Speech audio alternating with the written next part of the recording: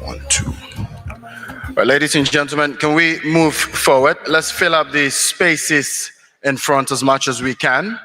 There's so many empty spaces in front, so let's fill up the spaces in front, please.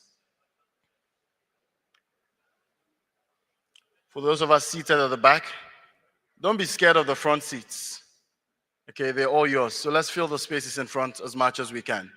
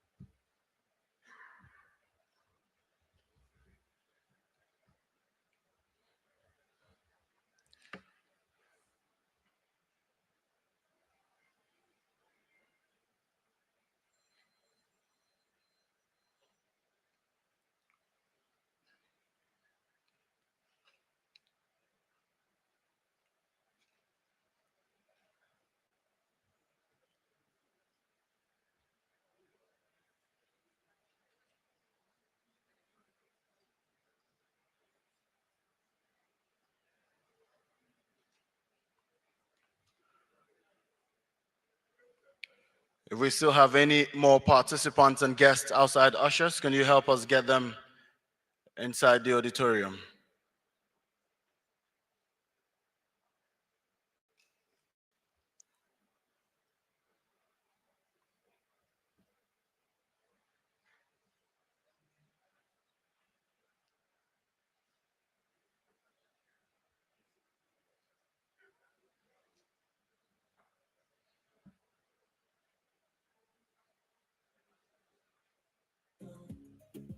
Cairo, Egypt. Africa rising high. Make money in fintech, touch the sky. Washington, D.C. Click the cash it in, no need to wait. From Market Street straight to the gate. Cape Town, South Africa. Innovation runs through everything. In the city streets or rural plain. Lusaka, Zambia. From Lagos to Accra, Nairobi, Cape Town. Mobile money future. Nairobi, Kenya. It's time for Africa rising high. Make money in fintech, touch the sky. No borders. And even a fully virtual summit during the pandemic. As we have grown, so has Africa's fintech industry. In 2025, the journey continues in Ghana. Join us as we gather visionaries, entrepreneurs, and decision makers to shape the future of fintech in Africa. We hope to see you there.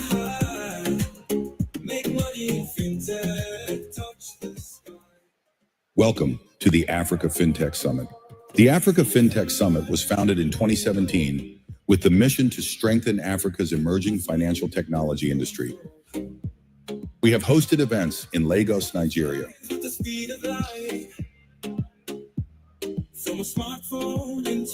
Addis Ababa, Ethiopia,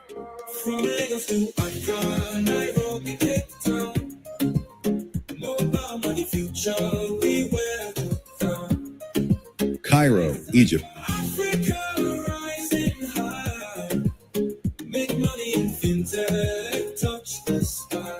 Washington, D.C., no need to wait. From Market Street straight to the gate. Cape Town, South Africa. Innovation runs through everything. In the city streets or rural plain. Lusaka, Zambia. From Lagos to Accra, Nairobi, Cape Town. Mobile money future. Nairobi, Kenya. It's time for Africa rising high. Make money in fintech, touch the sky. No borders. And even a fully virtual summit during the pandemic. As we have grown, so has Africa's fintech industry. In 2025, the journey continues in Ghana. Join us as we gather visionaries, entrepreneurs, and decision makers to shape the future of fintech in Africa. It's time for We hope to see you there. Make money in fintech, touch the sky. Welcome to the Africa Fintech Summit. The Africa Fintech Summit was founded in 2017 with the mission to strengthen Africa's emerging financial technology industry. We have hosted events in Lagos, Nigeria,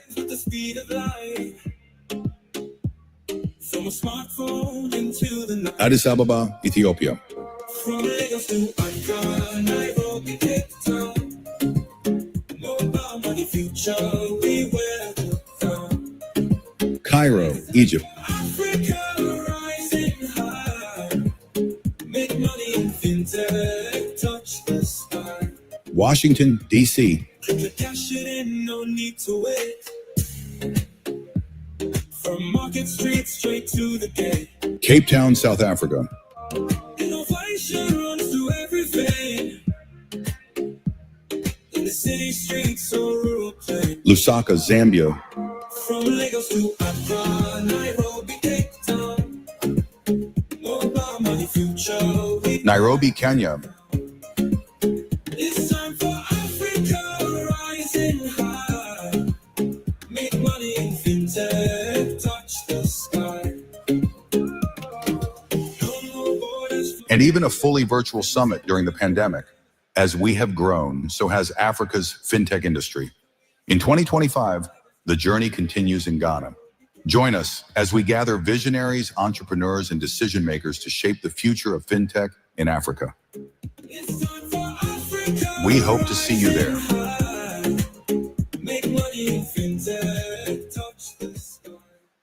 Welcome to the Africa Fintech Summit. The Africa Fintech Summit was founded in 2017 with the mission to strengthen Africa's emerging financial technology industry. We have hosted events in Lagos, Nigeria,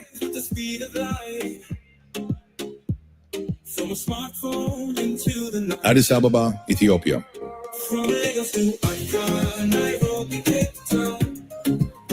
Mobile money future, we welcome. Cairo, Egypt. Africa rising high. Make money in fintech, touch the sky. Washington, D.C. Cash it in, no need to wait.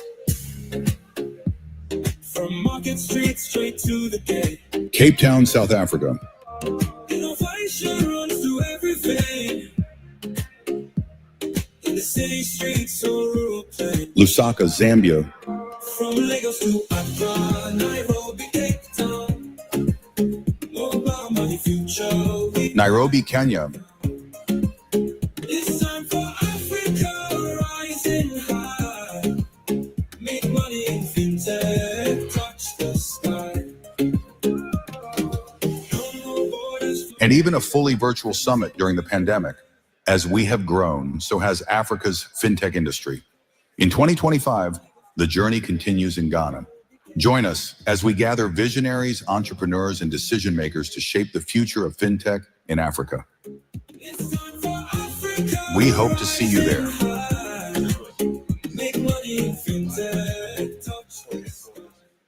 Welcome to the Africa Fintech Summit.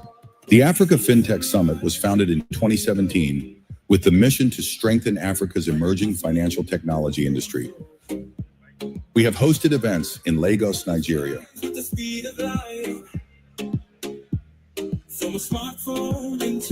Addis Ababa, Ethiopia, from Lagos to Accra, Nairobi, Cape Town. Mobile money future, we welcome. Cairo, Egypt. Africa rising high. Make money in fintech, touch the sky. Washington, D.C. Cash it in, no need to wait. From Market Street straight to the gate. Cape Town, South Africa. Innovation runs through everything. In the city streets or rural plain. Lusaka, Zambia. From Lagos to Accra, Nairobi, Cape Town. Mobile money future. Nairobi, Kenya. It's time for Africa rising high. Make money in fintech, touch the sky. and even a fully virtual summit during the pandemic. As we have grown, so has Africa's fintech industry. In 2025, the journey continues in Ghana. Join us as we gather visionaries, entrepreneurs, and decision makers to shape the future of fintech in Africa. We hope to see you there.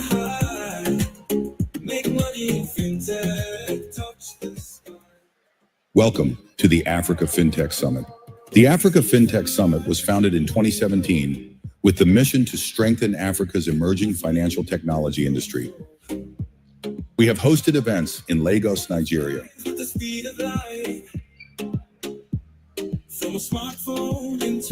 Addis Ababa, Ethiopia, From Lagos to Accra, Nairobi, Cape Town, mobile money future, we were to come.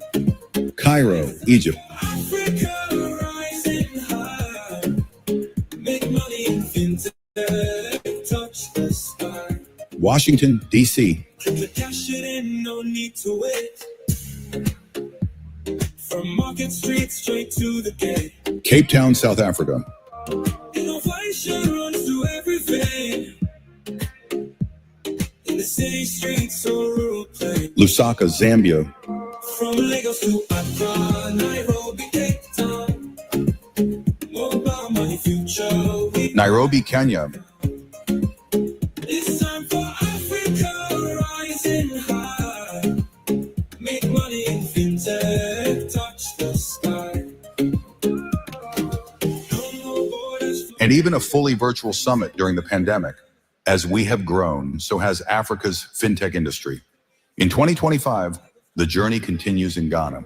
Join us as we gather visionaries, entrepreneurs, and decision makers to shape the future of fintech in Africa. It's time for Africa. We hope to see you there. Make money in fintech, touch the sky. Welcome to the Africa Fintech Summit. The Africa Fintech Summit was founded in 2017 with the mission to strengthen Africa's emerging financial technology industry. We have hosted events in Lagos, Nigeria, At the speed of light. From a smartphone into the night. Addis Ababa, Ethiopia, From Lagos to Accra, Nairobi, Cape Town, mobile money future, we were to come. Cairo, Egypt, Africa rising high, make money in fintech, touch the sky.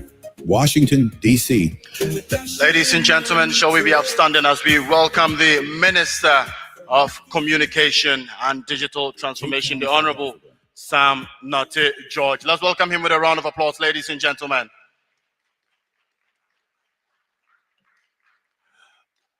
Your clap is not loud enough. Can we do better? Do we have Africa in the room? Do we have young people of Africa in the room? Are you sure? Then let's make some noise for Africa. Make some noise, ladies and gentlemen. Great. Thank you very much. You may now resume your seats. Thank you. Thank you all so much.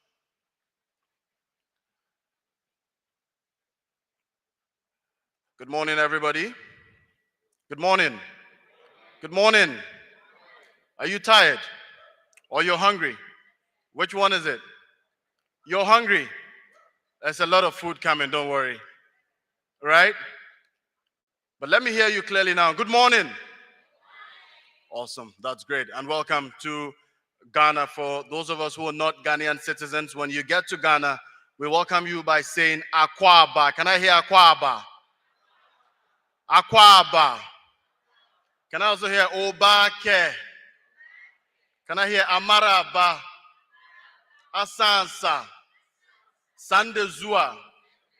Awesome. So these are some of the languages we speak here in Ghana. Of course, the Asante Twi, which is very common in most parts of the country and all over the world. And of course, you're here in Accra, the nation's capital. And so here we speak Ga, right? When you go up north, we speak Dagbani, we speak Hausa, we speak Gonja.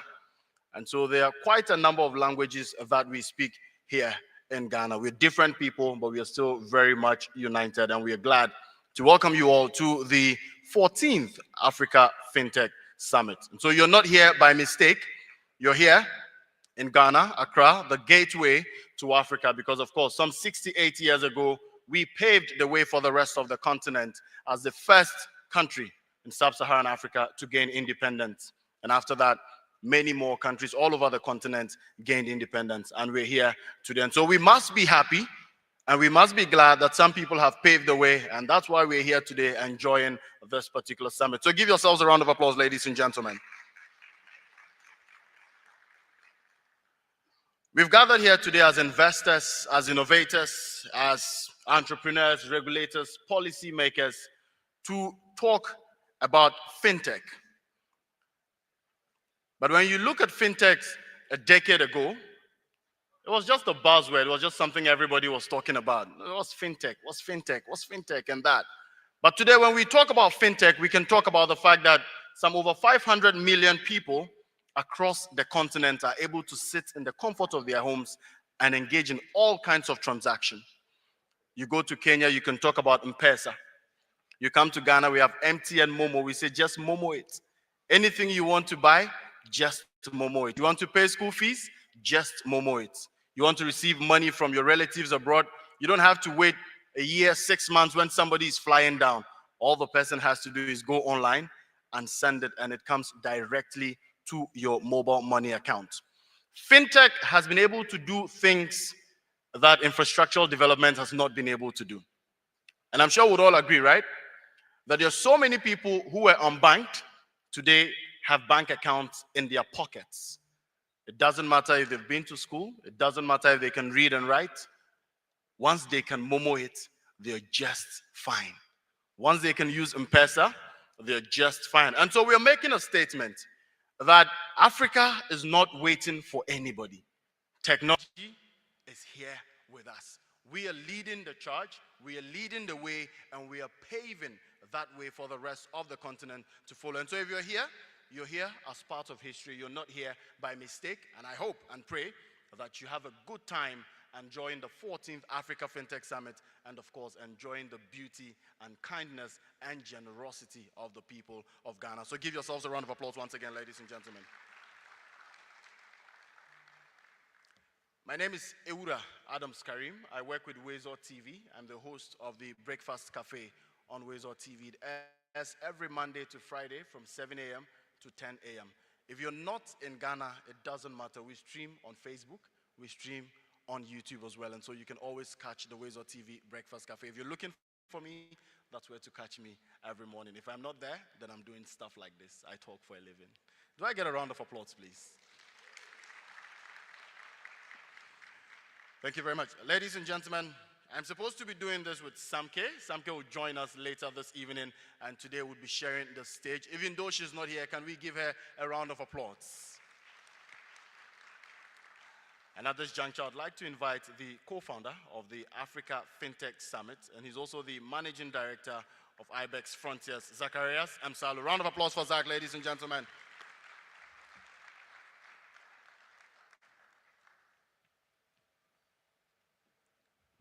Thank you very much, Karim. Your Excellency, invited guests, ladies and gentlemen, Mimawa ne Mimarima. Welcome to Accra and also Akwaba to Accra and to the 14th edition of Africa Fintech Summit. We're very much happy you made it here in person, and we know that with thousands of them across Africa and the globe are joining us virtually. So for those of you joining us virtually, welcome to the Fintech Summit as well. Karim mentioned that today we're focusing about capacity building. Fintech is an equalizer, Fintech is an enabler. Any digital future requires transfer of funds, values, and mobile money has been a brand for Africa, but now that is also going into any other digital platform. So when we founded the Africa Fintech Summit back in 2017, the goal was two ways. One, to showcase the African innovation to the global investing community, and secondly, to attract the global digital investment to the innovators and problem solvers in Africa. We do it twice. Once, we take African innovators to Washington, D.C. in April during the World Bank Spring Meeting, and the idea is to really bring innovation capital to Africa. And every October or November, we take the global fintech and investing community to one African country. So far, we've gone to Lagos, Addis, Cairo, Cape Town, Lusaka, last year in Nairobi, and we're very much happy here to be here in Accra. We're very much grateful for the support of the Ghanaian government, and in particular to the Ministry of Communication. We have partnered to ensure that 50% of the pitch competition slot is dedicated to the Ghanaian startups. We've worked together to select and bring them to this program. This year we have actually the largest ecosystem partners for the pitch competition. Typically we have 15, we have 32. Your Excellency, we thank you for your leadership in that, for the 1 million coder and also the various technology initiatives you have, and also for the work that we worked with your team, ensuring that the Ghanaian startups are included in this initiative. So we have 3 days of activity. We have master classes, workshops, pitch competition today. You'll have a chance to see those startups pitching in front of the panel of judges, and network and friend the long-lasting collaborative relationship with each other. So thank you very much and enjoy your day. Thank you so much.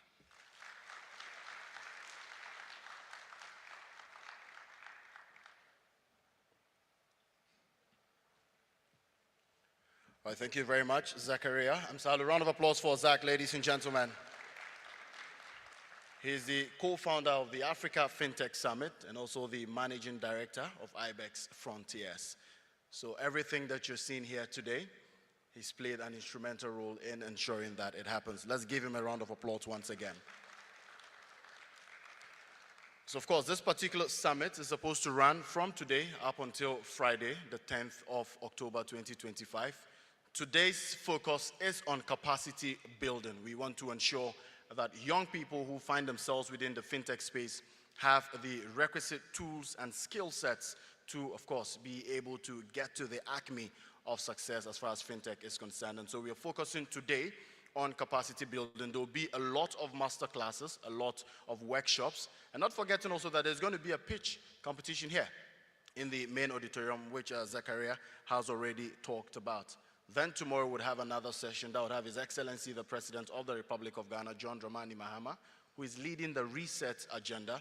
He will be here to deliver a presidential keynote. We'll also have other dignitaries like the Governor of the Bank of Ghana joining us here as well. So it's going to be a packed day tomorrow. Make sure you get here early, else you might not get a seat tomorrow. Next on the agenda, ladies and gentlemen, we call him Jata. Jata is a lion. He's fearless. Anybody in Ghana knows him.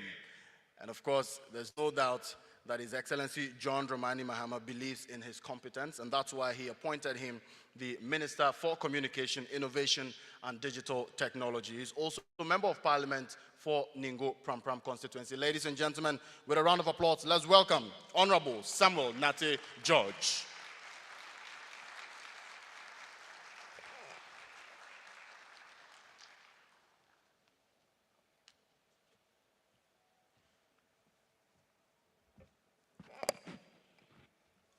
Very good morning, everyone.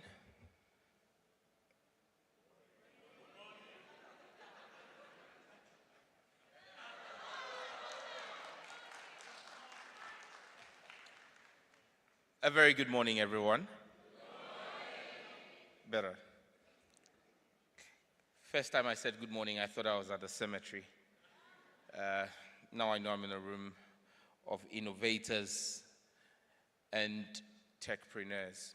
To the co-founder of the Africa Fintech Summit, Mr. Zacharias Amsalu, distinguished guests, partners and delegates, innovators, inventors, leaders of Africa's digital revolution, ladies and gentlemen, once again a very good morning to you and welcome to the beating heart of Africa, Accra. It is with immense pride and gratitude that I welcome all of you to this Africa Fintech Summit that's taking place here in Accra. For us in Ghana, it's an honor to host such a distinguished gathering of thought leaders, innovators, regulators, investors, and policymakers from across Africa and around the globe. On behalf of His Excellency President John Dramani Mahama and the people of Ghana, I want to warmly extend our warmest welcome, and I hope and trust that during your time here, you will experience not just the richness of our hospitality as Ghanaians, but also the spirit of innovation that rules through our veins and shapes Ghana's digital journey.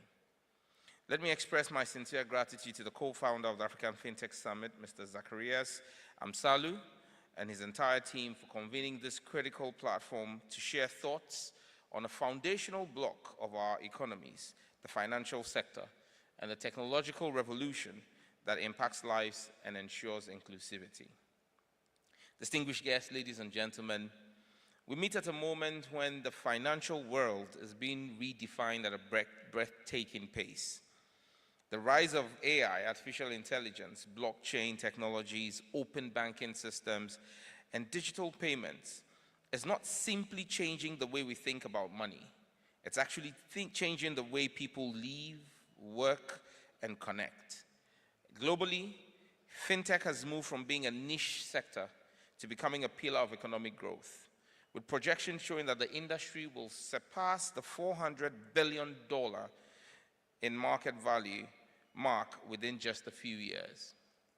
And I dare say that when I say $400 billion, I mean US dollars. I'm not speaking of the other dollars that we know. What is remarkable about Africa's place in this global transformation is that we're not just passive followers. We're actually active pioneers. And I listened to Mr. Zacharias speak about the role of fintech, and the MC spoke about M-Pesa and Momo. And I say to people that Africa started doing mobile money transactions before the rest of the world. Today, you go to America and they've got Venmo and Zelle. They learned from us. We own that technology. That's a proudly African innovation. And I thought you will clap for yourselves as Africans. For decades, too many of our people were excluded from the formal financial system. Today, fintech is changing that narrative. Across the continent, mobile money is putting financial tools in the hands of market women and smallholder farmers. Remittances are reaching families instantly and securely. Credit is being extended to micro and small enterprises that form the backbone of our economies. And these innovations are not simply about convenience. They are actually about empowerment, resilience, and inclusion. Ladies and gentlemen, in countries such as Nigeria, Kenya, South Africa, Egypt, and certainly here in Ghana, African fintech startups are attracting unprecedented levels of investment. Our innovators are not only building solutions for local needs, but are also exporting ideas to the world. Regulatory sandboxes, climate smart fintech tools, and new cross-border digital payment platforms are examples of how Africa is shaping best global practices. This summit is therefore a bold statement to accelerate trade under the Africa Free Continental Trade Area (AFTA) and to connect our young entrepreneurs with global opportunities. Here in Ghana, our commitment to building a digital economy that leaves no one behind has been steadfast. At the ministry, since I got appointed 8 months ago, our mantra has been to build a digitally inclusive, data-driven economy. And over the past decade, our country has laid a strong foundation, starting from the very first term of His Excellency President John Dramani Mahama between 2013 and 2016, for financial inclusion and digital innovation. Through mobile money interoperability, Ghana has become one of the first countries in Africa to create a system where citizens can seamlessly move money across different networks and banks. Today, over 90% of our adult population has access to mobile financial services. With our Ghana.gov platform, which is currently undergoing a review, we're going to launch the Ghana.gov version 2.0 before end of year. We have digitized government services, making it easier and more transparent for citizens and businesses to interact with public institutions. Our central bank, the Bank of Ghana, has established an innovation office and regulatory sandbox to encourage responsible growth in the fintech space while ensuring that consumer protection and financial stability remain paramount and uncompromised.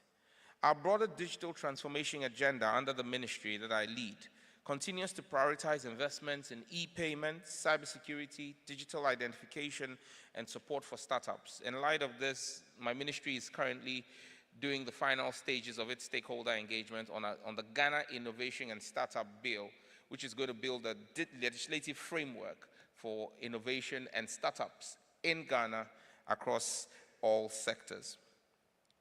More importantly, Ghana has placed young people at the center of this journey. Our youth are coding, they're building, and they're dreaming up companies that are solving real problems, not only here at home, but across Africa and beyond. Distinguished guest, under the leadership of His Excellency John Dramani Mahama, our strategy has been clear: to build a robust digital infrastructure as the foundation, erect or enact forward-thinking policies as the framework, and foster vibrant public-private partnerships as the engine of growth. The Ministry of Communication, Digital Technology and Innovations has initiated policy and legislative review to address the needs to establish an innovation fund to support our startups and entrepreneurial growth among our youths. We're also developing a Data Harmonization Act to ensure seamless data standardization and interoperability among systems and building a resilient sovereign cloud to enhance our businesses' sustainability. As we look to the future, I believe that Africa's fintech landscape will be defined by three central imperatives. The first is inclusion. Access must be coupled with transparency, affordability, and digital literacy. We must ensure that women, rural communities, and marginalized groups are fully integrated into the digital economy. Fintech must not widen the gap, but it must rather close the gap. The second point is trust. Building robust frameworks for data protection, consumer rights, and cybersecurity is essential to maintaining confidence in our systems. Without trust, technology cannot flourish. In Ghana, we're committed to building and strengthening our regulatory frameworks, like the Data Protection Act, which is currently being reviewed by the ministry, to build trust and safeguard the assets and privacy of every Ghanaian and investor. The third point is integration. The future of African fintech lies in our Pan-African collaboration, and I see the PAPS symbol at the back there. The Africa Free Continental Trade Area provides us with an unprecedented opportunity to harmonize regulation and payment systems to facilitate cross-border trade and investment, creating a truly continental digital economy. If we succeed, fintech will not only support local innovation, but also create a truly interconnected African marketplace. And let me just deviate a bit from my script here and speak a bit about financial integration across the Africa region, because I see that we've got people from across the African continent here. AFTA remains a dream and a mirage if we do not make digital trade the center pillar of making AFTA work. We must make it seamlessly possible for a tea farmer in Kenya's Rift Valley to sell their product and receive payments to a shop, a tea shop here in Accra. And that payment must remain truly African. And why do I say truly African? I do not understand why I walk into a Ghanaian bank today and I want to transfer money from Accra to Cape Town, and the first offer that the bank makes to me is through the SWIFT system when we have the PAP system. For every transaction that happens on the SWIFT system, some corresponding bank that doesn't sit on the African continent and has no African connection makes money off African transactions. But if we began to utilize our Pan-African payments system, the PAP system, African transactions will happen between African banks, facilitating African growth and growing our own African indigenous banks. That must be the focus. And so I make a clarion call this morning from Accra to every head of a central bank on the continent. Dear central bank governors, put your egos aside and let's work together for the betterment of Africa.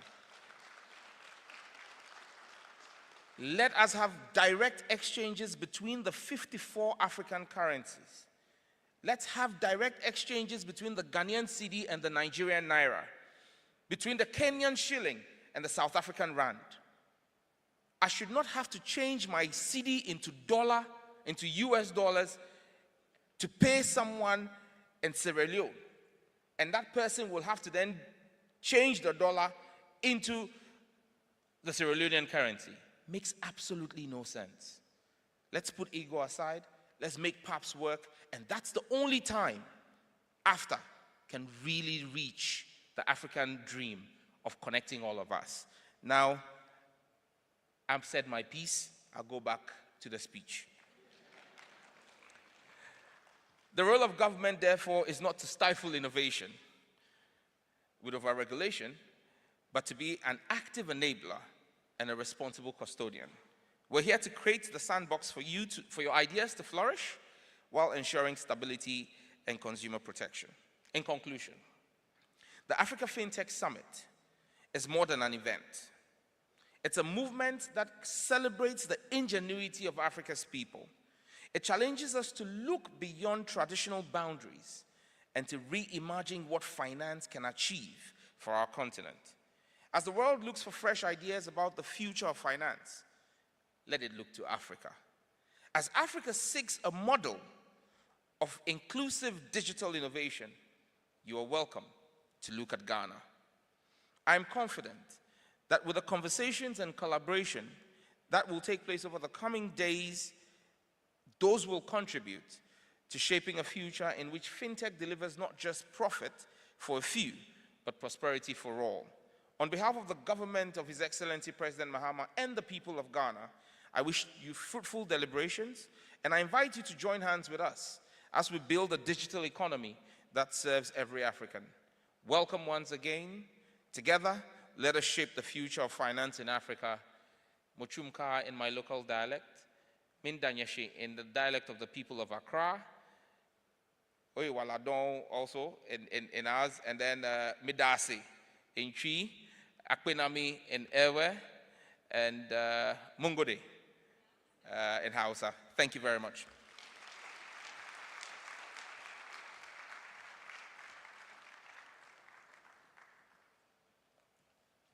Let's do it better for Honorable Samuel Nate George. He's the Minister for Communication, Innovation, and Digital Technology. And I'm sure that after listening to him, you agree with me that he's a lion, right? Let's do it better for him, ladies and gents. Now, before I proceed, I'd like you to just take a quick look at the person seated next to you, whether to your right or to your left. Just look at the person seated next to you. And what do you see? You're seeing a dreamer, right? Right? You're seeing a doer, right? You're seeing someone who believes in Africa, right? So tell the person you're a doer. You're a dreamer. You believe in Africa. Give the person a handshake. Give the person a handshake. Yes, yes. Great. Thank you all so much, and thank you very much, Honorable Samuel Nate George. Ladies and gentlemen, next on the program, we'll take a partner keynote address from the Head of Legal Africa, Binance, Larry Cook. Round of applause for Larry, ladies and gentlemen.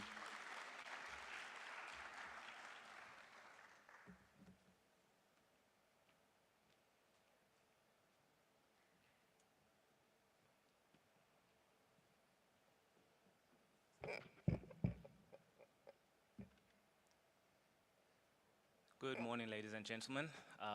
Such a privilege to be here, and I just want to give all the observable protocols and really just echo the sentiment and salute Honorable Minister of Communication and Innovation and Digital Technology. What you said really resonated with me and just gave me goosebumps.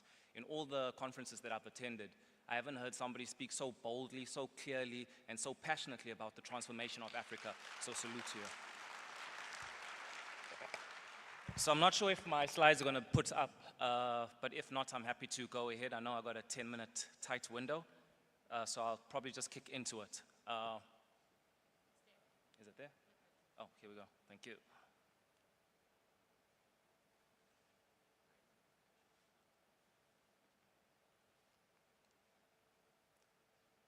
Technology, there we go.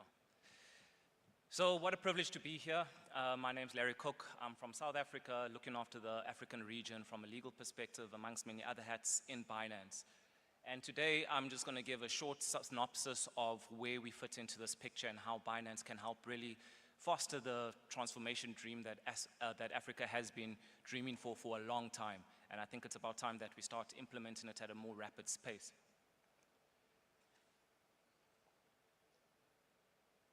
Just need to figure out this clicker. There we go.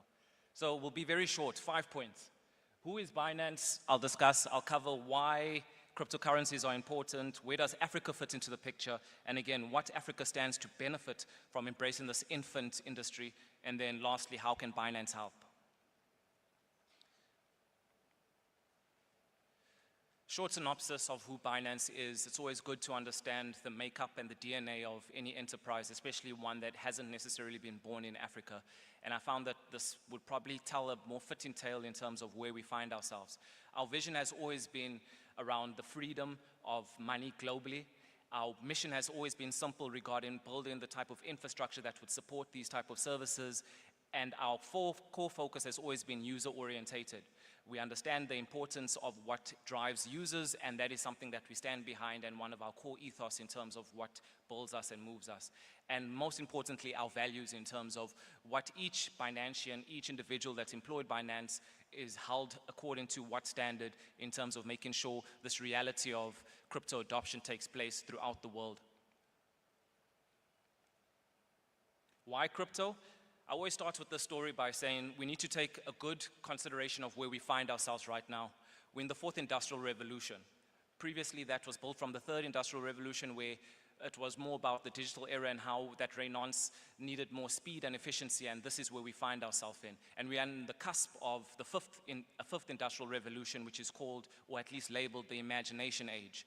What is interesting about it, you find that the key ethos around this is moving from a centralized model to a decentralized state. You have AI, you have cryptocurrencies, all of them fundamentally moving to a decentralized realm. I like referring to AI as decentralized intelligence, as well as we find currencies as decentralized. However, decentralized doesn't necessarily mean unregulated, and that's always a misnomer that has to be clarified.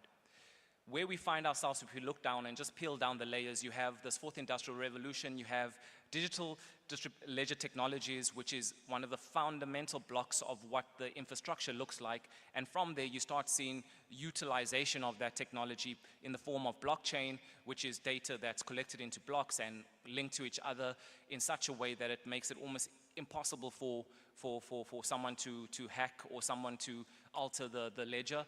And then from there, you find digital assets, you find cryptocurrencies, and ultimately the various plethora of different cryptocurrencies. One in very particular, which we'll get into more detail throughout the course of the day, is stablecoins. But this is just a quick 101 lesson, because I know that some people in the crowd might not be familiar with where cryptocurrencies fits within this ecosystem. Hopefully this will help. This is just a slide just to get some thinking around where we find ourselves. If cash is king and we understand that narrative, there's a lot of constructs around a kingdom that makes the last question, who is the next heir? We've seen such a rapid progress in terms of mobile money, and now we see almost a third reiteration of how this digital divide can actually be removed through technologies such as blockchain and the use of digital assets. This is something that I thought that would be quite interesting for us to understand and just place Africa on the map in terms of where we find ourselves. And when I say Africa, I mean every single African country holds that banner of being proudly African and representing us on a global platform. This is something where I found quite interesting that out of the top 10, we only find one African country in terms of the crypto adoption. And why this is important is because if you are within certain realms, you'll understand that there's a concept of dollarization that is really something that we need to proceed with caution in terms of how we manage that. And being an ex-central banker myself, I've been on both sides of the fence and understand, again, what Honorable Minister Samuel mentioned regarding why Africa is not on the map and what we need to do to get there. So this dollarization issue has also taken place within the crypto space already, where you find the leading currencies are obviously based on dollar.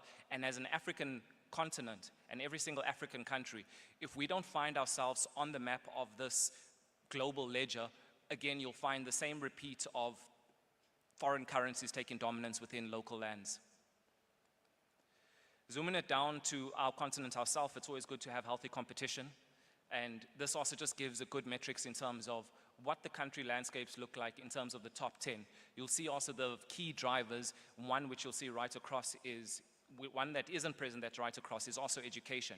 Education is also a key driver in terms of making sure that as much as the ambition of corporates and government might be excelled, we make sure that we don't leave our people behind. And that's where education is something that's critical for the African continent to compete in this rate successfully. A few more stats, I can see my time is ticking away quite fast, is that around 57% of Africans still remain unbanked, and this is why what gave birth to one of the reasons mobile money became relevant as well as digital assets became relevant, because we still need to get into the rural areas where all you have is a cell phone and hopefully stable network long enough for you to complete a transaction, be it on the internet or USSD, to complete a transaction. And that's where we find that this concept of inclusion and bridging this divide and increase in inclusivity amongst all people right across Africa is really important for the agenda of what our future looks like. Second last slide, I'm almost there.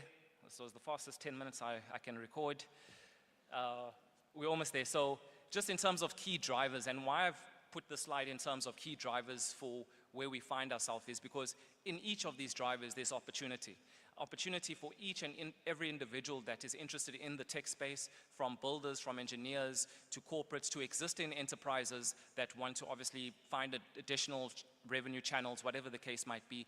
These are the drivers, these are the opportunities where you can dial in and actually find where growth and opportunity lies. From a mobile penetration perspective, from the unbanked population perspective, from the business interests, the stats speak for itself. But one thing that I added just this morning before I jumped onto the stage was the last two slides. Youth, which is a key, very key and vital, integral part of where we find ourselves and where we're going to progress if we get it right. And then another thing is around policy. It's the first time that I've ever experienced being in a room where you have policymakers and regulators with such an embracive, open mindset in terms of what is beneficial, not just for a select elite or existing conglomerate of powerhouses, but what is beneficial for the entire growth of a continent and ultimately each individual country state. So that is one of the key drivers of adoption and why we find ourselves in Ghana committed to Ghana's ambitions, committed to Ghana's planning around what this crypto future would look like in Ghana specifically. Them being one of the key nations that we identified that we want to put roll up our sleeves and arms and really put brick to mortar and assist in terms of building this transformation space that we find ourselves in. That being said, with only about 30 seconds over, how does Binance fit into this page? I would like to extend an invitation for you all to whoever's interested in terms of understanding how they can capitalize truly on this crypto space. Join us at the masterclass that we'll be having at around about midday. We'll be talking about 3 key products, 3 key opportunities that you can integrate within your own business ecosystem that will help you integrate crypto into whatever space you find yourself in. The first one being the Linked program, which is ultimately whitelisting technology. As big as Binance is licensed in 22 different countries, 280 plus million registered users, and a lot of transaction volumes, as big as we are, we're only 8 years old. And that's why we find ourselves in this era of exponential, where you'll find certain metrics exponentially increasing over time. And that's where we provide this technology for all African builders to get involved and not just leave it up to something where you're going to be paying for a service that you're going to consume. Rather take the technology, embed it as your own, and build from it. The second concept that we'll be talking about at the masterclass is around Binance Connect. This illustrates how we provide a solution that allows existing enterprises to offer crypto services directly to their users without having to use the Binance name or however integrate into a certain technology that might be foreign, but ultimately build it within your ecosystem so that you can provide it to your users. And then the third one is a tripartite agreement, which is a bit more technical for the legal-minded people, where it also allows you to get involved from a limited liability perspective of offering crypto services to your users. That being said, I thank you for your time. I thank you for your concentration, and that's all from me. Thank you.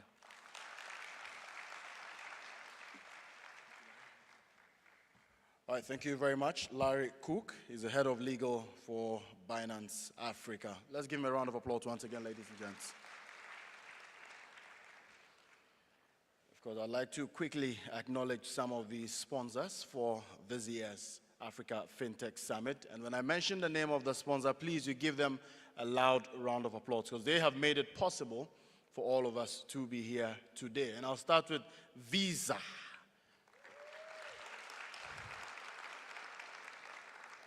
Of course, Binance. We also have the Africa Finance Corporation. The minister is here, Ministry of Communication, ladies and gentlemen. Oh yes, the government of Ghana. Coin.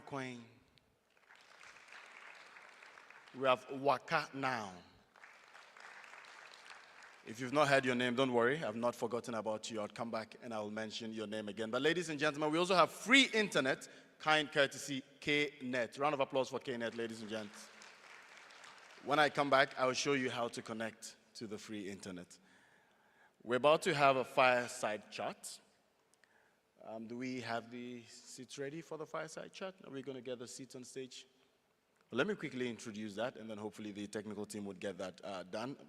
So the fireside chat is going to be on impacting investing and role of philanthropists in driving inclusion and accelerating innovation. The session will be moderated, of course, by yours truly, Zacharias Amsalu, co-founder Africa Fintech Summit and managing director IBEX Frontiers. And he'll be having this chat with Dr. Effiong Essien, who is the program director of PIND. Round of applause, ladies and gentlemen, for them as they come on stage.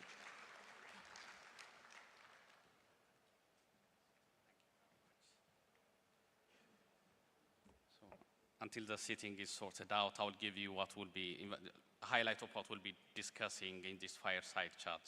So across Africa, impact investing and philanthropic capital are unlocking opportunities, especially where the private capital is not yet ready to do risk capital. So this panel will explore how philanthropic funding and the impact-focused funders and investors can work alongside with venture capital, institutional investors to de-risk and crowd in the private sector, and also helping early-stage startups and also ventures to be prepared to intake private capital. So this fireside chat is going to be with Dr. Effiong Essien, the program director for PIND Foundation. PIND Foundation is an active foundation helping ecosystem founders and entrepreneurs in the Nigerian Delta, here in Nigeria.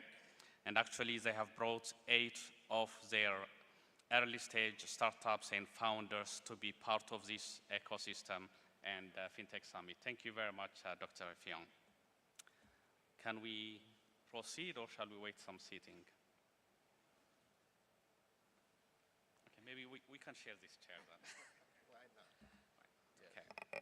So to start, Dr. Effiong, can you introduce yourself and what PIN Foundation does? What are some of the activities you're participating, please? Yeah, it's a real pleasure to share this stage with you for the good work you're doing. And it's a privilege also to join innovators and developers of not just Nigeria, but Africa as a whole, and by so doing, adding momentum to the global efforts in development. So we started very small, and we started about 15 years ago. My name, you've rightly introduced, Effiong Essien, Programs Director of PIND. PIND is an acronym. It means Foundation for Partnership Initiatives in the Niger Delta. It started 15 years ago, funded by Chevron Corporations. So they had the idea and the vision that we should create an innovative program. And that initiative started 15 years ago. and they created two pillars of intervention, one in peace building and the other in economic development. So they were looking at market-led initiatives that would work in nexus with the belief that before you can drive investment into a region or community, you first of all have to stabilize the community and create safe places for businesses to invest and also for community people to coexist with corporations. So that was the philosophy in founding PINT. So we've existed, and for the 15 years we've existed, we've catalyzed a lot of businesses, impacted millions of lives of people as private sector developers. Fantastic. Thank you very much. So can we drill down to some of the outcomes, especially you have youth and women empowerment projects that you've been carrying for the last 15 years. Can you tell us what are the outcomes? What are the results that you've achieved by using philanthropic capital in a private sector focused approach, please? Excellent. I think the models we used, first of all, PIN looks at itself as a facilitator. So we're not market actors trying to compete with the market actors. So that gives us a very definitive position in helping understand the constraints impeding development. So we become market actors, private sector developers. And we have very specific lens in ensuring that we include, we're very inclusive. We have a percentage, 40% minimum, in ensuring that we intentionally look at women, the people living with disability, and the people who are normally considered not very fortunate. And those are normally people in the rural areas and so on. So we specifically have a tool in identifying these classes and groups of people and then provide intervention towards it. And I can say that Chevron alone has been a major funder, single donor. And we've raised over $145 million for the period from that source alone. We've also been able to catalyze over $250 million into the development of Niger Delta. And we work with government also to ensure that we impact and influence policy of association as we've been able to have here, and also representation of those groups of people. So that has helped us achieve, to your question, reaching over 1 million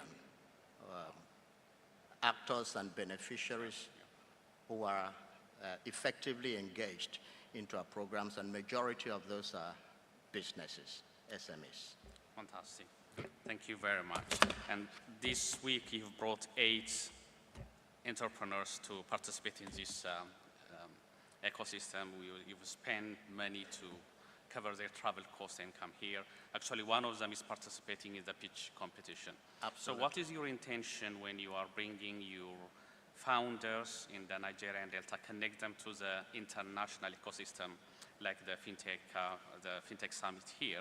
What are you achieving, and what do you want as an outcome for the entrepreneurs who are coming here, and then maybe you're taking them to other programs in the future? Absolutely. You know, our position, as I mentioned earlier, is to facilitate development and invest in the private sector. So we take that position. So we understand that the problem, one of the major constraints of Niger Delta and Nigeria as a whole, and perhaps Africa, is unemployment of youth. And we understand that the innovative space, technical space, would better be driven by this population of people, and also opening up and reducing the barriers to entry into the fintech area, innovative areas, technological areas, is what we need to do to allow inclusiveness and as many people as possible who have the flair or appetite to go into that. So we reduce the entry barrier to allow as many people as possible to access that space.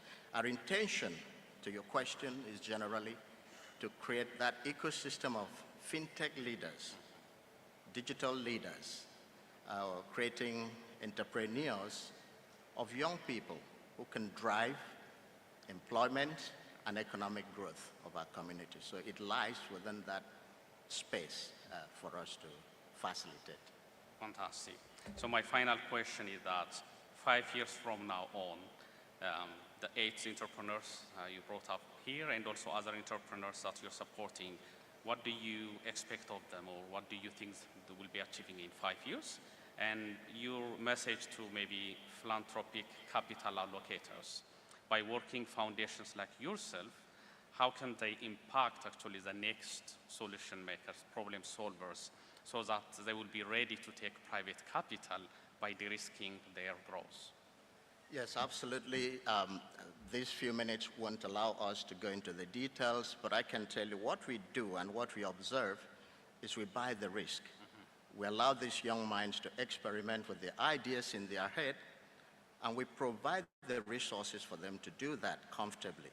We also take the risk of the first trial and failures as well to allow them do that. We provide resources for them to work and refine their prototypes and also get them investment ready for future investors when the products and services are market ready. So that's what we do. But because they fall into just a single arm of our overall economic development intervention, which is youth employment pathway programs, what we see is with the provisions we make with the challenge funds, the seed funds we provide, linkages to other bigger ecosystem to help push them to the level that they can create a product in the market. So we do all that, and we see the results, because what is happening now is 65%, over 65% of people who go through our youth employment program in building that knowledge and infrastructure of that ecosystem end up starting their own business. So they are inadvertently becoming future employers of labor, so they're triggering that chain of employment, economic growth within the community. And that's what we like to see going forward. Fantastic. Thank you very much, Dr. Effiong. And we know that we're going to hear more from you. Tomorrow we have a panel about where is the money, not only necessarily the VC, but the DeFi, the foundation. So we're going to hear more about how private capital, development finance, and foundation can work together to unlock capital, to de-risk investors, early stage investors, so that they can not only grow, but also attract both domestic and foreign capital. So thank you so much for all the work what you do. We look forward to the pitch from one of our past beneficiaries, and several of them are here. So this is a test of that investment, which we are very profoundly proud. And thanks for giving the stage for these young ones as well. Thank you very much, Thank Dr. you. Effiong. Very much appreciated.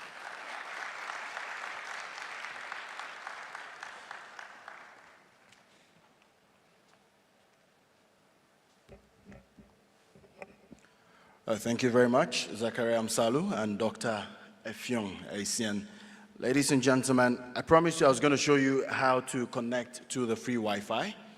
So of course, when you pick your mobile phone or your laptop or iPad, and you go to settings like you usually do, and you know where to find Wi-Fi, just tap on it, and the free Wi-Fi name is AFTS 2025_Accra. AFTS 2025_Accra. That's the free Wi-Fi name. So you can connect and enjoy free Wi-Fi, kind courtesy KNet. Do we give them a round of applause, ladies and gentlemen? I mean, if you're in Accra, you might as well take the opportunity to visit Laboni. CNN has recognized it as one of the coolest spots in Ghana. And of course, it's in Accra. You'd find everything in Laboni, all of the finest restaurants, good music, great people, amazing food. And so if you're in Accra, make sure you visit Laboni before you leave. The good thing is that you're here till Friday. And you know, Laboni is usually lit on Friday evenings. You don't want to miss live band music at Zen Gardens, right? So we'll see you on Friday at Zen Gardens. Ladies and gentlemen, next on the program is another fireside chat.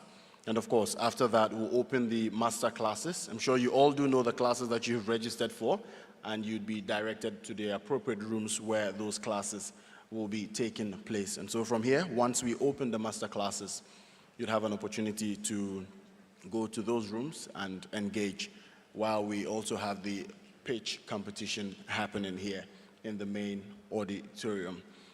Moderating this session or fireside chat is the founder, Tech in Ghana, AB 2020, Akosua Anobil. Let's give Akosua a round of applause, ladies and gentlemen.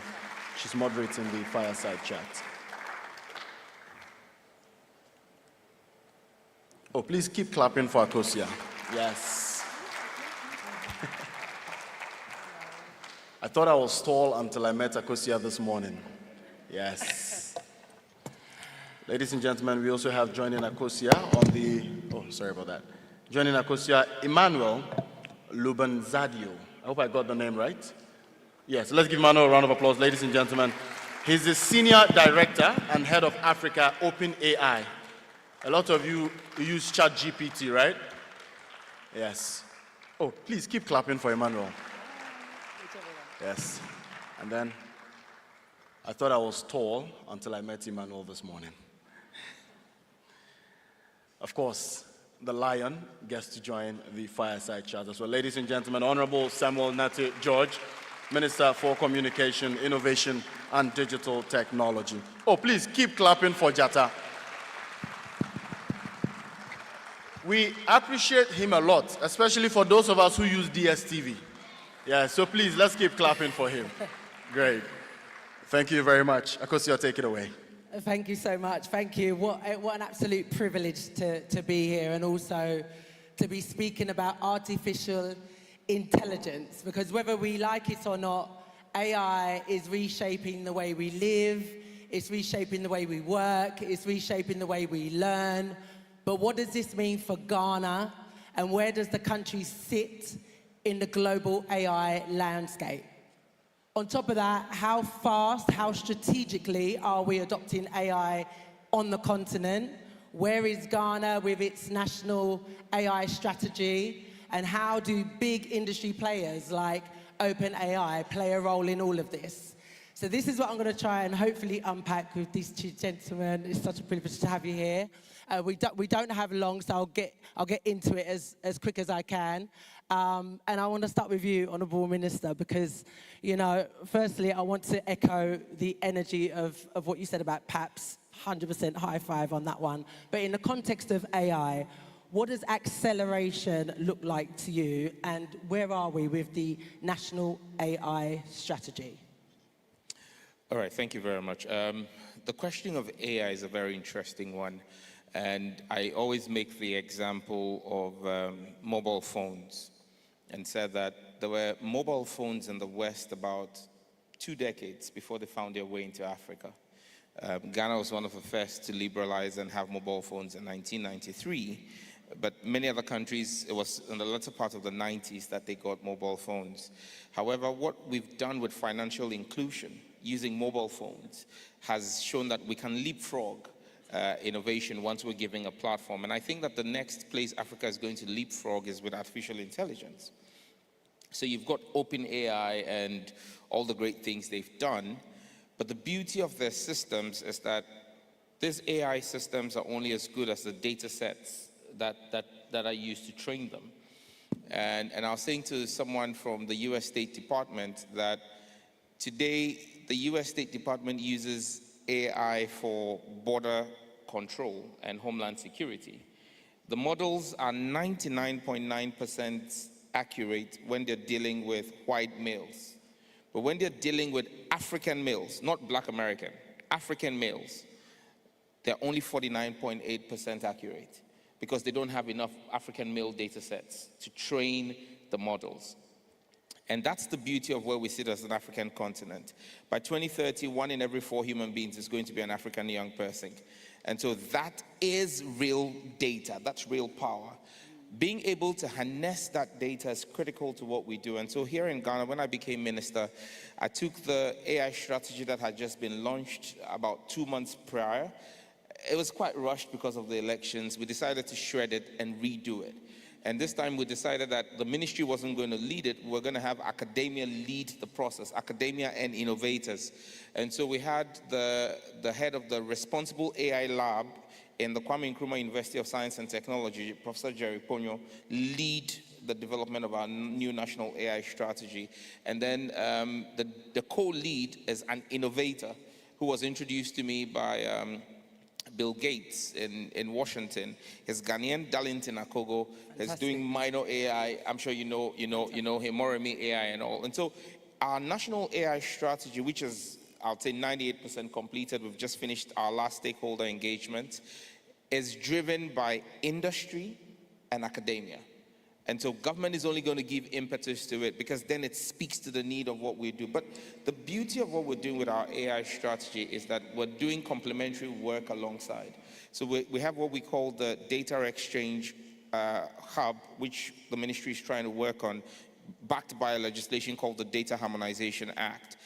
You realize that I spoke about the data sets. Ghana's got a lot of digital assets. National Identification Authority is holding digital assets, SNIT is holding digital assets, health insurance is holding digital assets, but these assets are not interoperable. These data silos are not speaking to each other.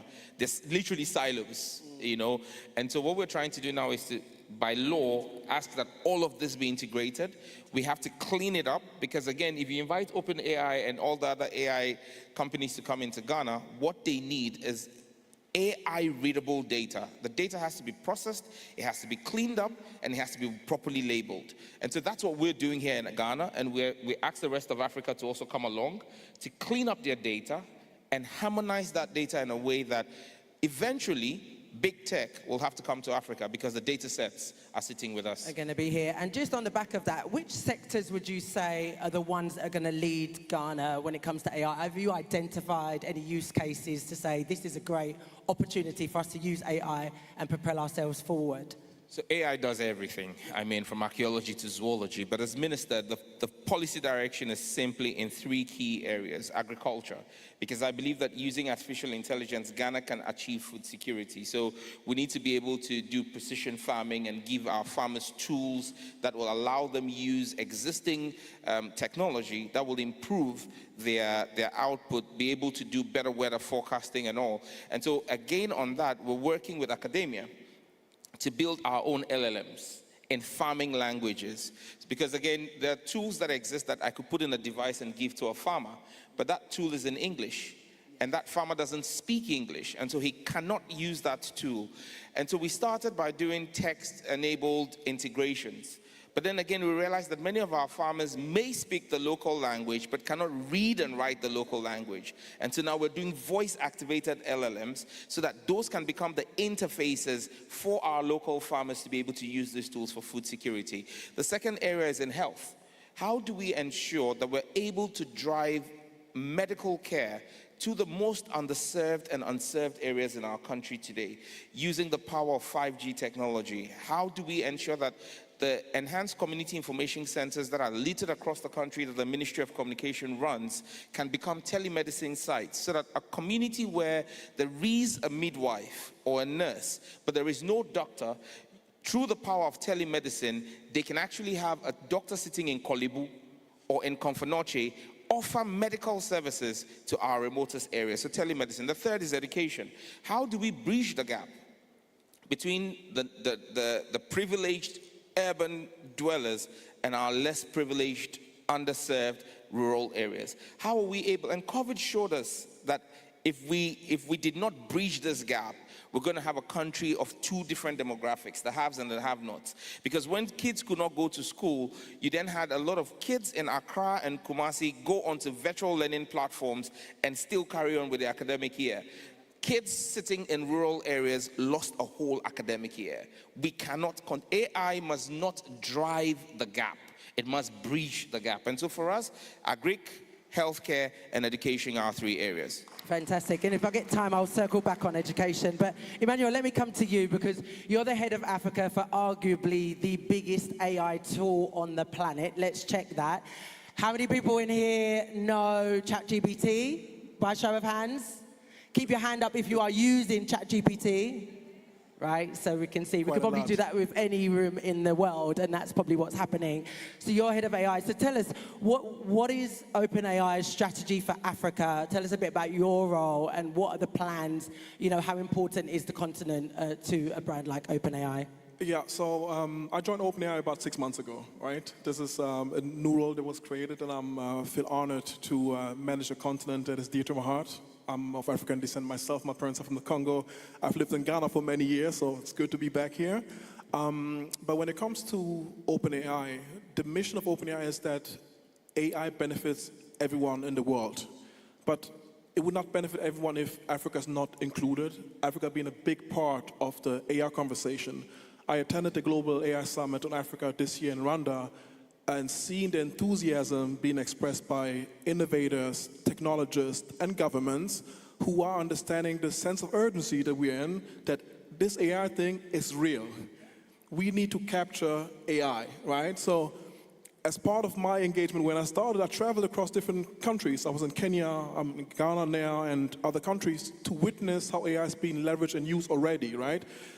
So it's not so much a conversation of what OpenAI is doing, because many of the innovators were using ChatGPT before I joined the company, and many, many more will be using it if I should not be at the company anymore. So it's irrespective of myself, of ministers or any governments. I think this technology is so powerful but it needs to be in the hands of everybody, right? So therefore our mission is that as ChatGPT is being used by so many people, as the minister has said, so rightfully, we need to have the students and people in remote areas also being able to leverage that technology. So from OpenAI's perspective, a big strategy has been to work with the universities. So we have the OpenAI Academy, which is our way to democratize AI.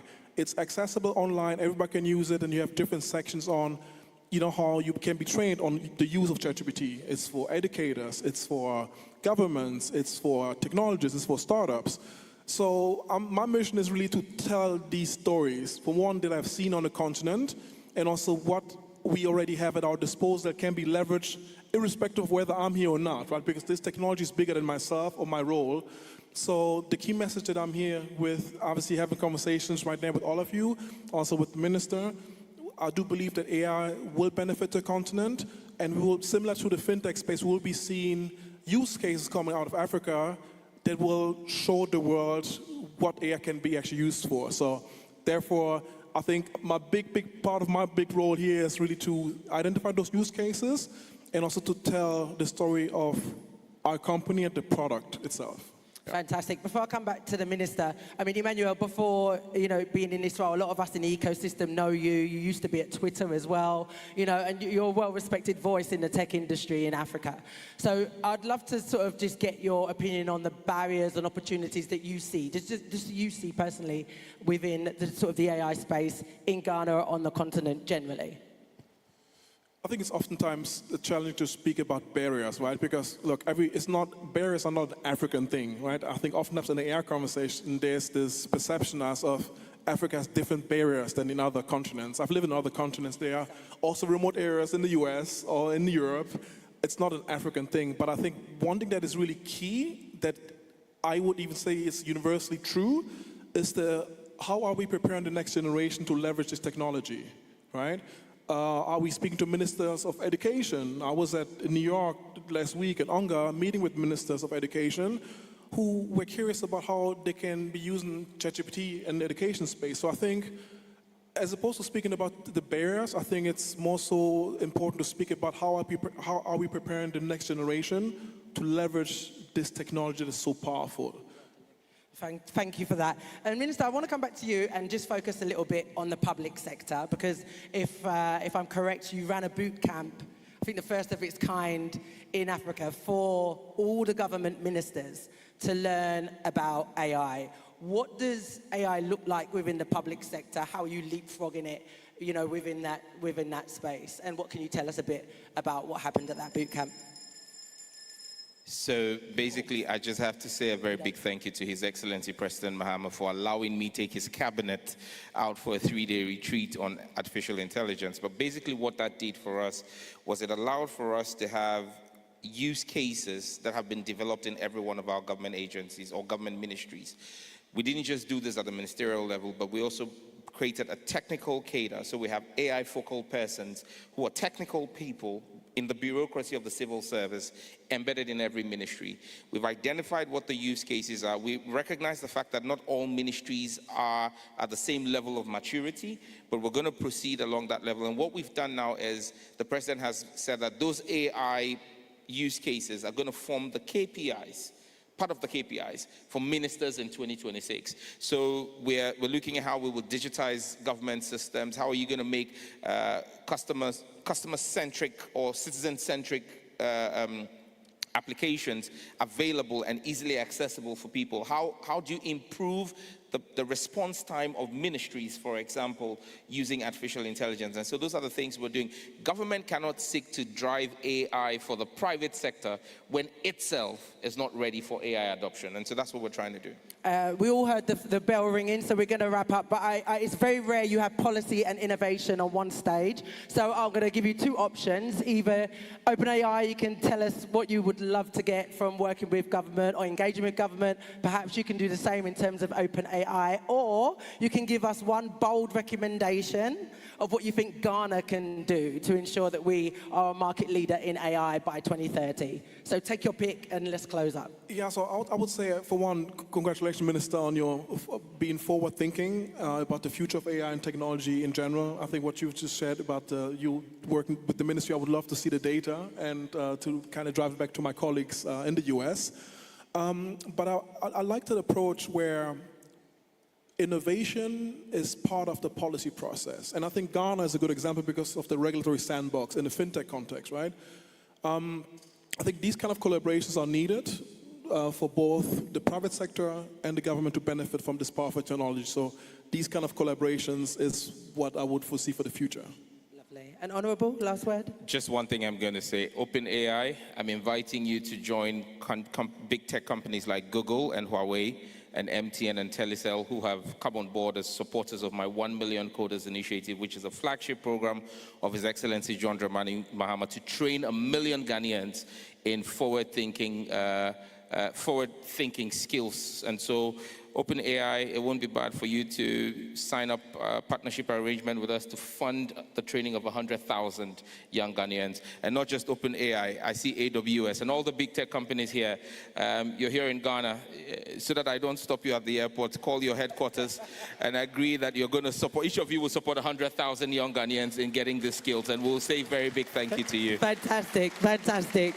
So ladies and gentlemen, a round of applause, please, for Emmanuel and the Honourable Minister Amakose Annabel Tech in Ghana. Thanks for having us. Have a fantastic day. All right, thank you very much. Yeah, let's take one photo.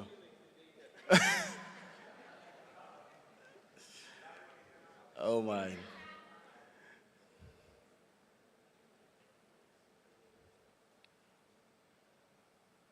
All right, thank you very much. Round of applause for them, ladies and gentlemen. Great. As I mentioned earlier, from here we are zooming straight into the master classes. And so I'm going to, of course, announce the various sessions that are going to be had and in which rooms they will be held. So we have the Creative Trade meets FinTech. That's going to be held in Committee Room 1. Committee Room 1. We also have Breaking Barriers in Financial. That also happened. Okay, that's happened at a later time. But yeah, just let me do a general run through so you know which room exactly you're going into. So in Committee Room 1, you have Creative Trade meets FinTech. You have Breaking Barriers in Financial. You have Leveraging AI for Financial. You also have Protecting Creativity and Intellectual. So that's also happening in Committee Room 1. In Committee Room 2, we have Beyond the Code, Building a Tech. We also have Understanding Binance's Link. We have State of FinTech in Ghana. And we have Time to Market, Speed is the New. That's also happening in Committee Room 2. In Meeting Room 1, you have Travel Industry and Africa. You have ESG Compliance and Business. You have Thought Leadership, Asset Growth. And you have Storytelling and Brand Positioning in Meeting Room 1. In Meeting Room 3, you have AFTS Leadership Lab, and I'm told this one is supposed to be strictly by invitation. And then, of course, after that, we'd have a lunch break, and then we'd come back to the press room where there's AI-powered brand sprint. We have talent to market, commercializing. We have smart payment and digital public, and we have IFRS S2 compliance for Africans. So these are the various rooms and the sessions that will be held. A few housekeeping announcements. Ladies and gentlemen, please make sure that you carry everything of yours with you. We don't want to hear, I can find my mobile phone, I can find my passport. You become a Ghanaian citizen by force. So please make sure you pick everything with you as we break into the master classes. Thank you all so much for your time, and give yourselves a round of applause once again, ladies and gents. The Alpha Expo and Micro Accelerator and Pitch Competition is happening right here. And so if you're part of that, please remain here. Thank you very much.